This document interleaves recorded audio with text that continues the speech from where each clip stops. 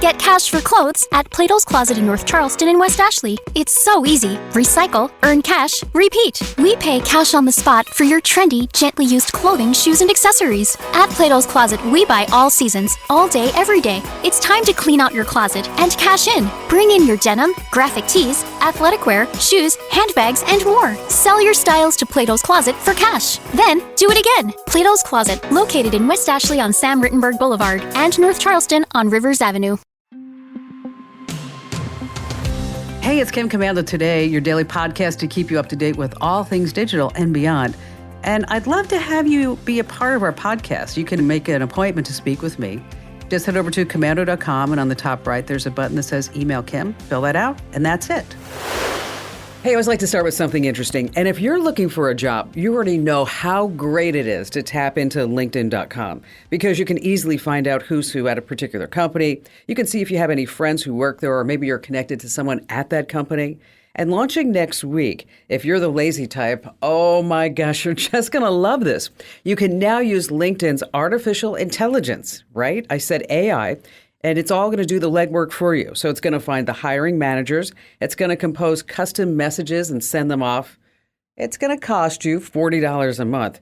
But you need to be super careful with doing this because if the AI screws up, let me tell you, there's no way to unsend a career-killing DM. All right, so just keep that in mind. You want to proofread anything. You know, it just reminds me of a story. A few years ago, one of our lead project managers posted on LinkedIn, "When I die, I want my developers to carry my coffin so that they can put me down one last time." Well, let me tell you, that got the developers in the company all kind of crazy. And one of them actually commented, "For the first time ever, you've passed along the requirements clearly." Ouch, that's a bad one. Hey, on that happy note, welcome, ladies and gentlemen, to this. It's the Kim Komando Show. It's the nation's largest, most trusted source about all things digital. I am, of course, America's beloved digital goddess, Kim Komando, here with you once again. And a warm welcome to our new listeners. It's a pleasure to have you join us. And to our loyal listeners, I'm delighted to have you back again. And you can find the Kim Komando Show on over 420 top stations throughout the United States. And we're streaming in your favorite radio app. Just search for my last name, Komando. And if you want the complete, full experience, make sure you head over to the Komando community because that's where you can see and watch us do the show and listen, commercial-free, webcasts, podcasts. You get the message boards, all kinds of great things. Membership does have privileges. And if you're over 55 or you work in the police, the fire department, or you're any type of service personnel, you're a teacher, you also get 10% off. Once again, head over to komando.com and hit that big old link that says community in the right-hand side. And a big hello and salute goes out to all of our listeners in the American Forces Network Radio, reaching over 375,000 U.S. service members, serving in 175 different countries and 200 ships at sea. Get the Kim Komando Show.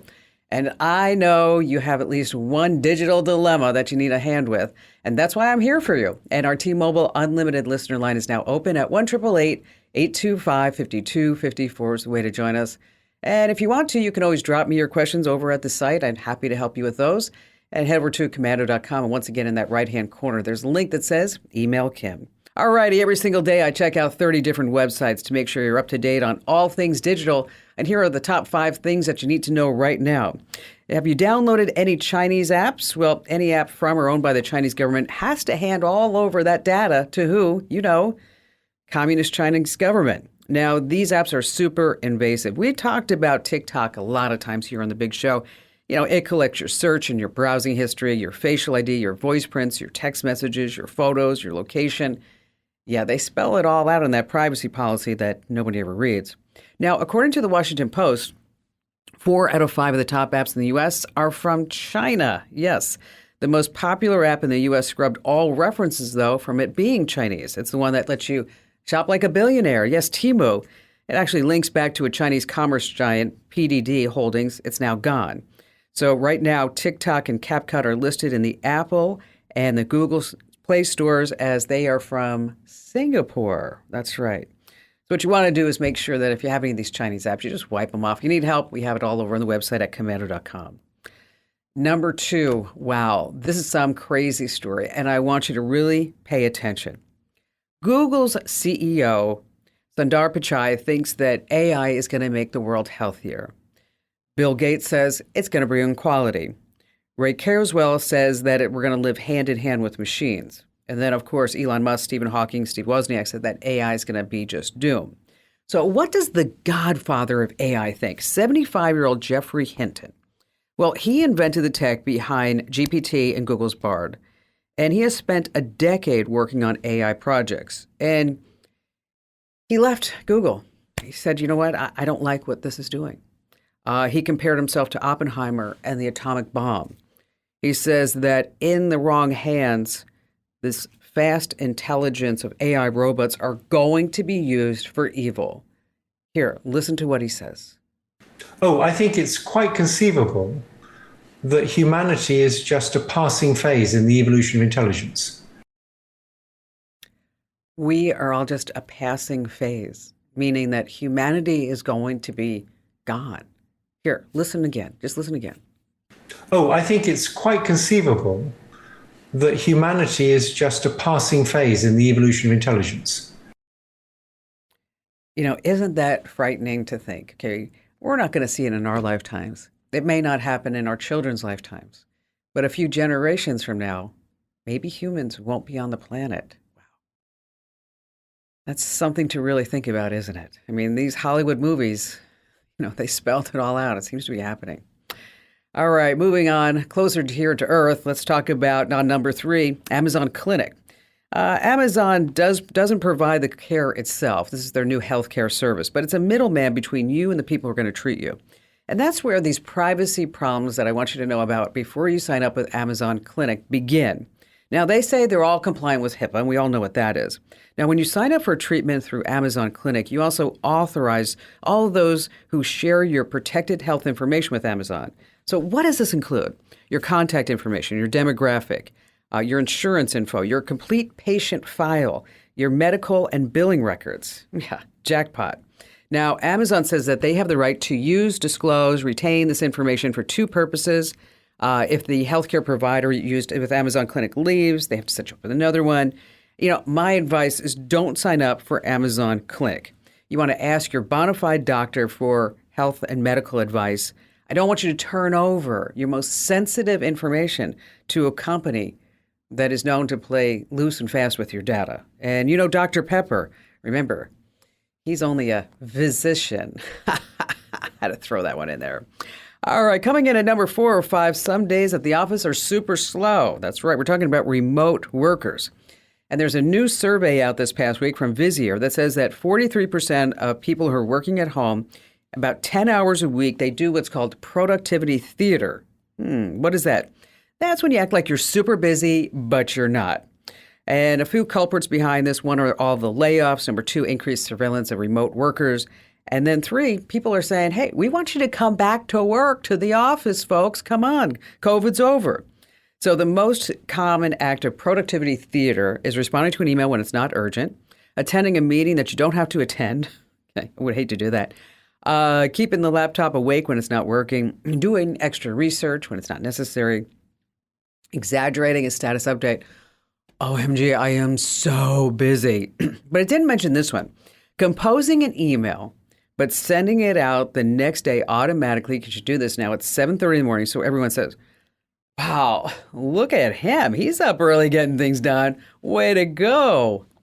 And this, finally coming in at number 5. Are you ready for some chess boxing? Okay, I saw the story. I knew I just had to pass it along to you guys and gals. Chess boxing is apparently an English sport that's pretty old, and it's making a comeback thanks to YouTube. Here's how it goes down. 2 boxers face off in 11 intense 3-minute rounds of chess. Okay, then they break off the chess game, and then they knock each other out. And then they go back to playing chess, and then they knock each other out. They go to back and forth, back and forth, back and forth. So it's a huge hit online. Big-time YouTuber Ludwig broke his online viewership record recently. He got 3.8 million views. Now, to excel at chess boxing, you actually have a choice to make. Am I going to be good at chess, or am I going to be good at boxing? Wow. Speaking of, I asked my trainer at the gym the other day if I could start shadow boxing. You know what he said? Sure, Kim. Knock yourself out. All right, coming up in our privacy tip, we're going to talk about banking apps, how they really know who you are and how you can be using them the safe way. We have all of your phone calls, and you have me here on Kim Commando Today.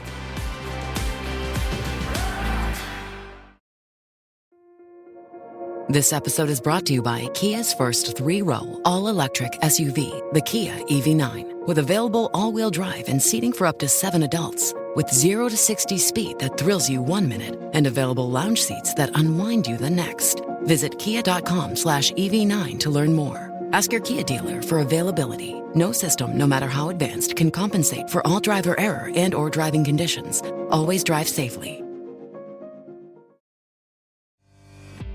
Hey, our T-Mobile Unlimited listener line is now open at 1-888-825-5254 is the way to join us. And let me tell you, if you're not getting our brand new newsletters, I looked at the numbers this morning, 19,800 thumbs up and about 600 thumbs down. And so if you used to get our newsletters, you hated them, now's the time to check them out again. Head over to komando.com/subscribe. Once again, that's komando.com/subscribe, and you're going to love them. We're doing the tech news in the morning, the tech tips in the afternoon, and just security alerts. And once again, that's komando.com/subscribe. Hey, when we think about it, a car is what? It's just a computer on 4 wheels. And just like your computers, cars are moving in the direction of microtransactions and paid apps. Yeah, it's really crazy. Mercedes-Benz is going to charge some electric car owners, get this, $1,200 a year to go 1 second faster. It's a subscription whole-based plan. Now, in other countries, BMW, they tacked on $18 a month for heated seats. Hey, if you have a brand new Toyota, you're going to have to subscribe to Toyota's Remote Connect service to use your own key fob to start the car remotely.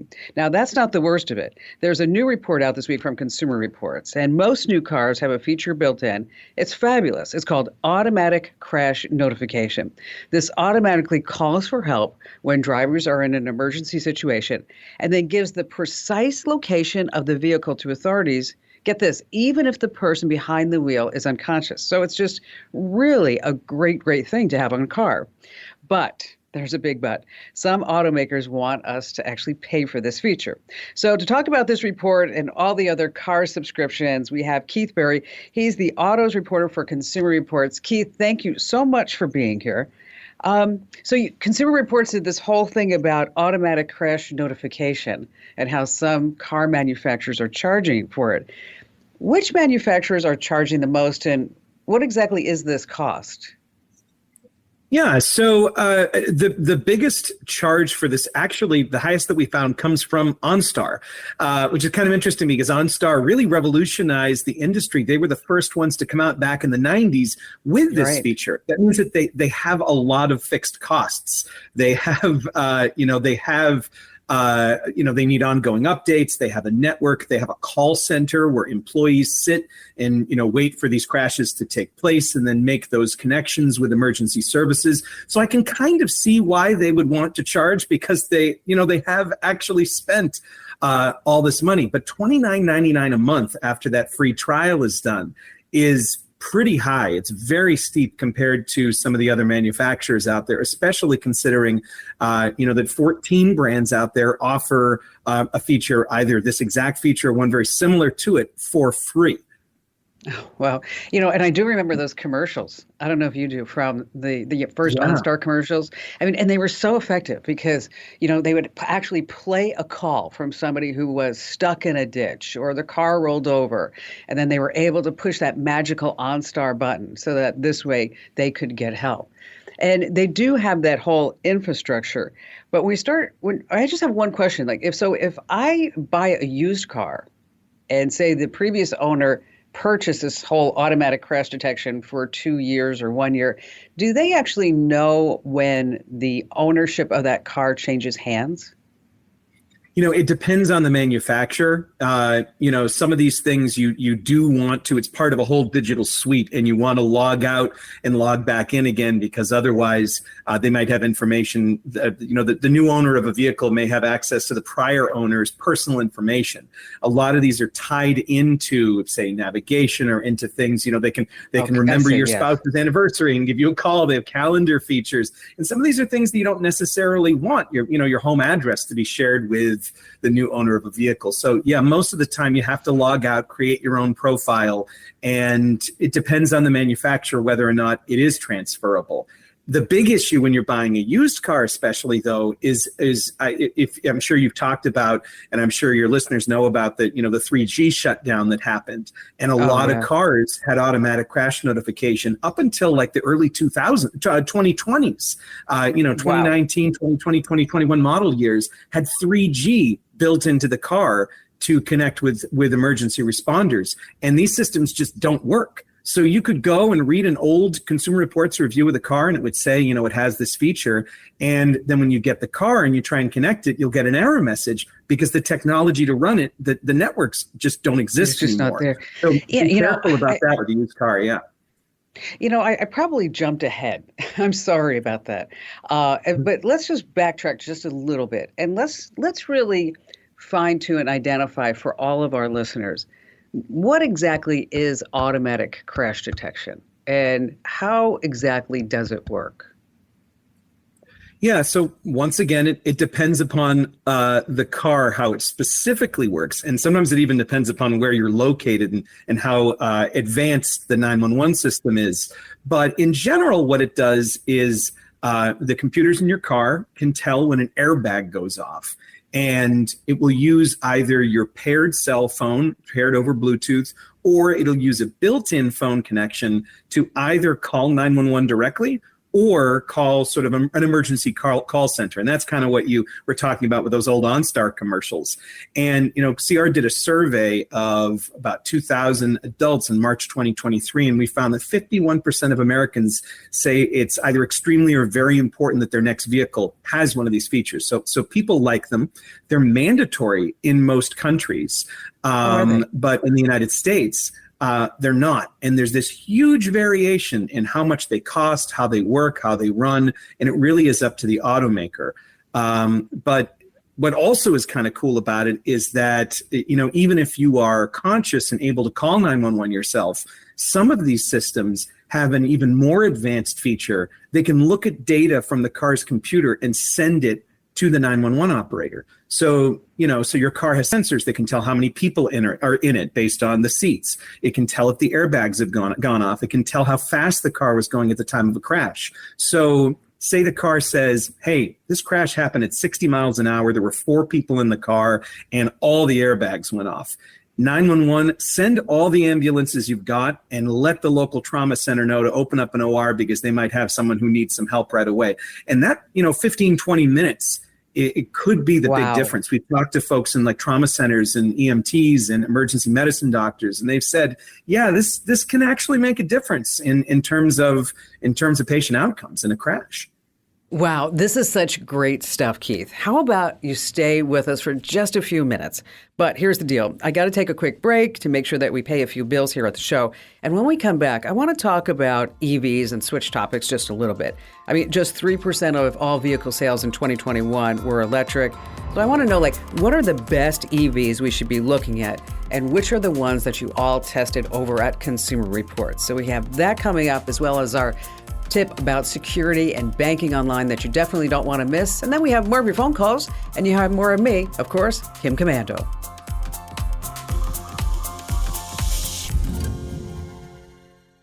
Get cash for clothes at Plato's Closet in North Charleston and West Ashley. It's so easy. Recycle, earn cash, repeat. We pay cash on the spot for your trendy, gently used clothing, shoes, and accessories. At Plato's Closet, we buy all seasons, all day, every day. It's time to clean out your closet and cash in. Bring in your denim, graphic tees, athletic wear, shoes, handbags, and more. Sell your styles to Plato's Closet for cash. Then, do it again. Plato's Closet, located in West Ashley on Sam Rittenberg Boulevard and North Charleston on Rivers Avenue.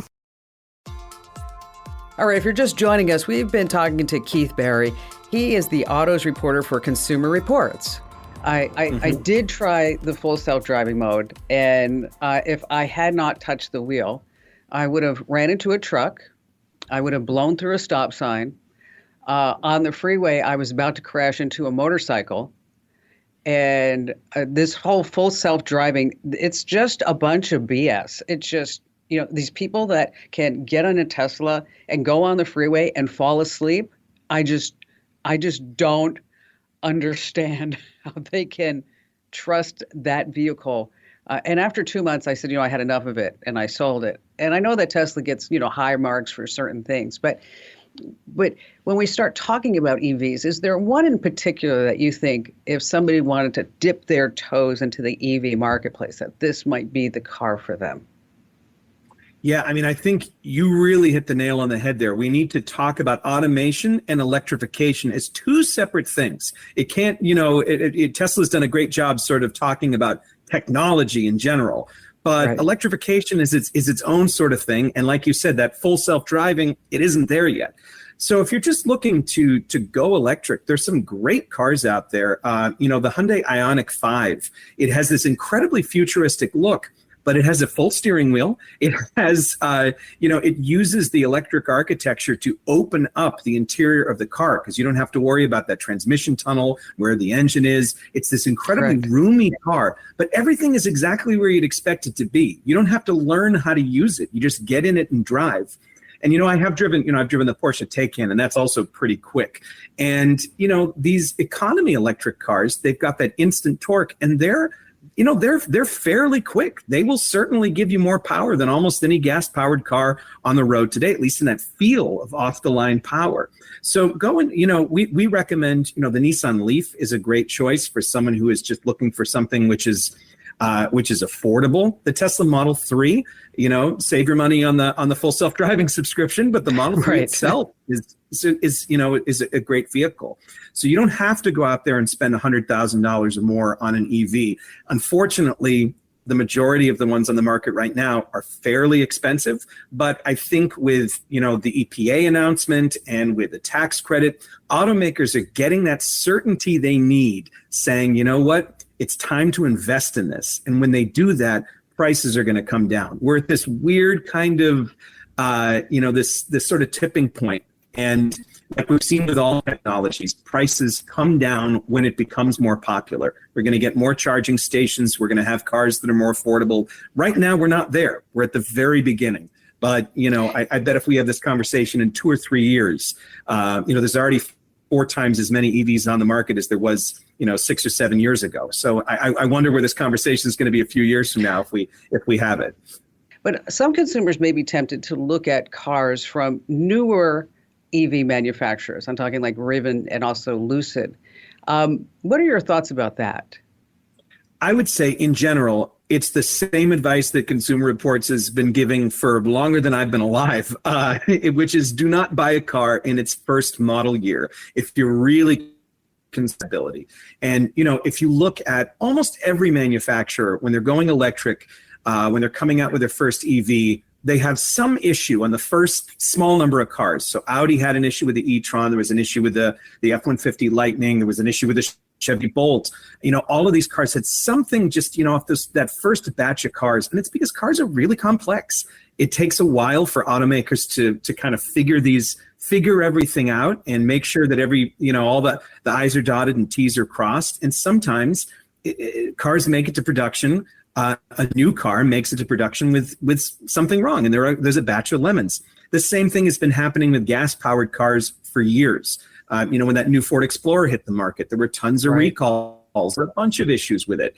And then, as the years go on, things get better. So I would say, if you want to be the first in your block with something and you think that's really cool, that's your choice, and you can certainly do that. And I might be that kind of person myself, but if you are worried about a car or issues right from purchase, you might want to wait. And it's no coincidence that the EVs that are recommended by CR are the ones with that sort of solid reliability history that have been on the market for a couple of years and that we know a little something about, and that the automakers have been able to kind of shake out the bugs and make sure everything is working. So, hold your horses, wait just a little bit, just a year, and get that car after all the bugs have been worked out. Well, it's no great secret. I mean, if you want to have an unbiased report on anything, it seems like, you go to Consumer Reports. I do personally myself. I mean, I've had a Consumer Reports subscription for I don't know how many years, because anytime I want to buy anything, whether it's a refrigerator, it's a lawnmower. I mean, before I do anything, I don't look at Amazon reviews because who knows if they're fake or not, obviously, is that I go straight to Consumer Reports. Hey, Keith, thank you so much for being with us and sharing all your know-how. And anytime you want to come back on the show, talk about anything automobile related, you're always, always welcome. Thanks for being here, Keith. Thanks for having me. So if you're in the market for a new car, you really need to pay attention to all of these subscriptions. I mean, Audi wants you to cough up $260 a year for dynamic lighting, right? BMW, it's not just those heated seats. If you want a dash cam, that's $19 a month or $430 for the life of the vehicle. Okay, you can get a cheaper one on Amazon, just saying. Cadillac's hands-free driving system goes for $25 a month. You know, I already talked about Mercedes, that $1,200 a year to go from 0 to 60 1 second faster.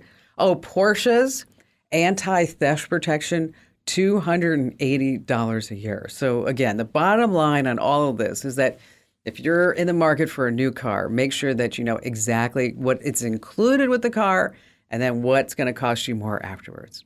All right, let's talk about your banking apps. This seems to be a question that we get asked a lot here on the show and also online and in social media. So how do you know that your banking app is really working? What exactly is your banking app doing? So the Wall Street Journal reports that banks are using really sophisticated methods to make sure that you are who you are when you are in fact using your banking app, which, by the way, you always want to make sure you set up two-factor authentication, and you don't want to do your banking on a unsecure wireless network. I'm talking about a cafe or an airport or hotel, what have you. But I thought this was really fascinating that you would find interesting too, that when you're using your banking app, that app is comparing your typing speed with every other attempt from the past. Wow, you know, you didn't think about that, right? They also analyze how much pressure you use when you're entering your credentials. They check how many pixels your fingers cover when you tap each key. That's really something. So obviously, if you have a big fat thumb and all of a sudden a little skinny thumb comes on, it's going to be a big red flag, right? The four biggest banks in the U.S., Bank of America, Chase, Citibank, and Wells Fargo, they all support Facial ID and Touch ID for Apple devices and Fingerprint ID for Android phones. And as I mentioned, they also offer two-factor authentication. But here's the deal. For some reason, oh my gosh, it's not always turned on by default. So it's up to you, yes, the consumer, the banking customer, to make sure that 2FA is actually turned on. So in case you're wondering how to do that, we have all the steps that you need for all the big banks over at Komando.com. That's Komando.com. And when you're there, just hit the link that says Kim's Show, and then you'll find all the steps that you need to make sure that you have 2FA turned on, because I don't know, I just find that really strange that it's not turned on by default, or at least makes you want to turn it on by default. All right, still to come, we're going to be talking about some ways that you can remove some images that may be online about you, and you're like, that wasn't a good picture of me, or wow, that was me at a frat party years ago, and I'm not that person anymore because now I'm a dad with 3.2 kids. So stay right where you are here on Kim Komando Today. Get cash for clothes at Plato's Closet in North Charleston and West Ashley. It's so easy. Recycle, earn cash, repeat. We pay cash on the spot for your trendy, gently used clothing, shoes, and accessories. At Plato's Closet, we buy all seasons, all day, every day. It's time to clean out your closet and cash in. Bring in your denim, graphic tees, athletic wear, shoes, handbags, and more. Sell your styles to Plato's Closet for cash. Then, do it again. Plato's Closet, located in West Ashley on Sam Rittenberg Boulevard and North Charleston on Rivers Avenue. Hey, listen, if you're not following us on social media, you're missing out. This way you can stay up to date that way too. So wherever you hang out on social media, Instagram, Facebook, Twitter, Pinterest, LinkedIn, you name it, I'm always at Kim Komando. Michael in Augusta, Michigan. Hi, Kim. I got a little bit of a situation that I'm trying to figure out. Okay. Unfortunately, I found my mother passed away on the 30th of March. And sorry. That's okay. She passed peacefully, which was good. Anyhow, she has a Facebook account. And so I had access to the Facebook account via the phone she had, which was on my account. So when all was said and done and the way it was set up, she didn't want any kind of hoopla, no memorial, no nothing. And so I had requested my sister. She kind of took it over, her Facebook thing. She thought she had access to it. Well, I would like to delete this Facebook account. So I had a conversation with my sister, and she said that unfortunately that Facebook wanted to send a message to the phone that I had already shut off and deleted the number because it was on my account and I don't need to pay for it. So now I'm trying to figure out, how do I shut this Facebook account off? And I don't have access to it. I don't know how to get a password. I don't know how to change a password. I'm at a point where I'm thinking I'd like to get rid of it because that information's out there, still in the cyber world. And I listen to your show quite frequently, and I have learned some really unique things. And I don't want people having access knowing that she's passed and getting any kind of information on her, and then maybe, trying to buy some, charge some, create an account somewheres or whatever. So I really want to delete this, but I don't know how. Well, fortunately, it's not that hard to do, really. If you wanted to keep it, just in case anybody else is listening, and I get that you don't want it, is that you can actually memorialize your mom's Facebook account. Right. And when you memorialize it, that's basically the account is all preserved, the content, their photos, their videos, their posts, but the account's no longer active. And nobody else can see it who is not already friends. And then there's a tribute section. And since the account is no longer active, no one can log into it or make changes. That's if you wanted to just keep it out there as just, as a memorial. But I get that you don't. So what you can do is ask your sister. She's already on Facebook, right? Which she is, yes. So she can report the account to Facebook as a deceased person's account, okay? And then Facebook is going to require proof of your mom's death. And then from there, the account can be deleted. What is that proof? It's either a death certificate or an obituary. Right. So to do this, just tell your sister to head over to the Facebook Help Center and search for deceased person's account. And then that's where you can fill out that form to report the account to Facebook that, as I mentioned, that your mom has passed and she wants the account deleted, and they're going to ask for some type of proof, obviously. But again, that's the Facebook Help Center. Deceased person's account is what you want to search for. And I will just tell you, because when my mom passed, I actually kept all of her stuff up and running until I had pretty much, because I was the executor of the estate, pretty much a lot of that stuff just taken care of. Because you're right, so many things are tied to that phone number. And not just Facebook, but maybe some other banking information, whatever. So my advice, too, is that if you can keep that deceased family members, your loved ones' phone, email address, whatever, going for as long as you need it until all this stuff gets settled, it does make things a lot easier because all those two-factor authentication codes go straight to that email address or go straight to that phone. Michael, if you need any help afterwards, and thanks for listening to the show, I certainly appreciate it all. It brings up an interesting point. I mean, you need to take steps right now because let me tell you, we are all going to die. Okay. I know it's a sad fact, but between taxes and death, they are both inevitable. So what you need to do is think about how are you going to leave people information about all of your digital assets, your online accounts. And so like, for example, maybe you want to create and use a password manager. So this way they have a master password. And this way you can also share that master password with anybody that needs to have access to it through your estate. Now, if you don't want to use a software password manager like RoboForm, which, by the way, if you go to roboform.com/Kim, you're going to save 50%, is that, yes, you can use a password book. I know they sell them all on eBay and also on Amazon.com.